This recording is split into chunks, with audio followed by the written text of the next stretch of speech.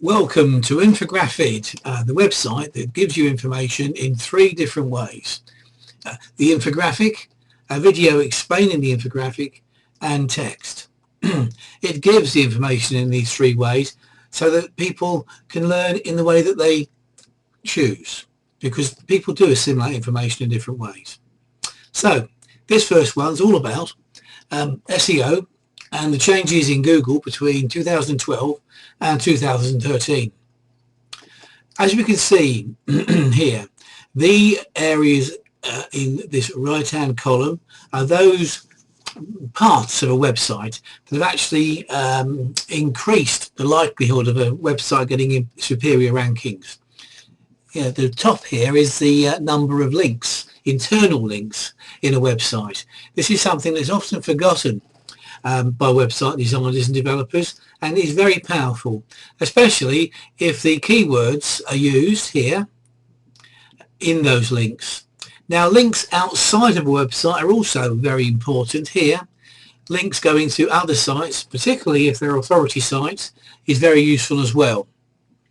Some interesting areas that have been causing reductions in the ability of a site to rank are shown here.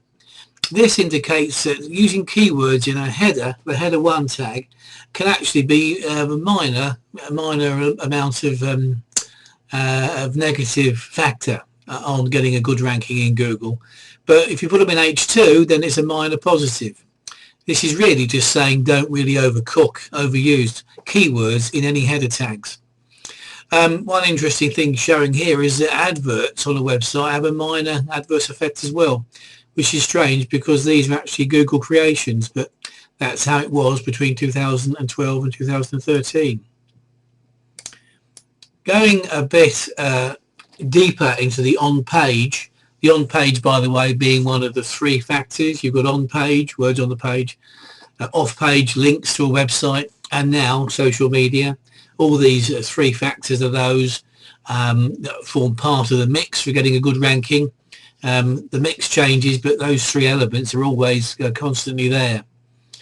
This data shows the importance of keywords inside a title tag.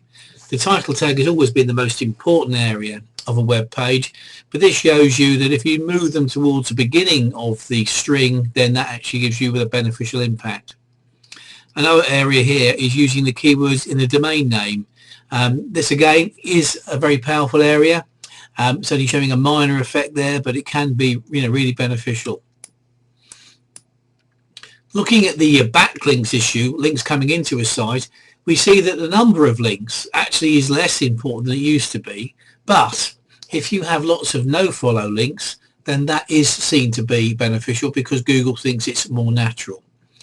Another thing to bear in mind is that using keywords with, or rather links with stock words in, like at, in, have you seen this, or this sort of not keyword focused links, then that can be very powerful. And if you have too many links with keywords in only, you can actually see a negative effect. But that really only takes place if you overcook it and use too many links and don't get the balance right. So it's a matter of doing that area right. Social signal is really the big event, though. We can see that Facebook's effect has risen quite substantially between the 2 years, and tweets have as well, but not so much. So it really is a matter of using social media to the full effect. When it comes down to Google Plus, though, don't forget it's rising very fast and could overtake our friends at Facebook in 2016. Finally, we must look at mobile devices. They really are increasing so much these days that one has to make sure that one's website is responsive enough to be able to be seen, by small screen devices, as we can see here. Because if you don't, when any search is made on a mobile device, Google will penalise sites that do not adequately respond to small screen sizes, such as we can see here. So whatever size of your site, it is a very good idea to make sure it is fully responsive. I hope you found this short video interesting and the infographic full of stuff that you can use. Thanks very much.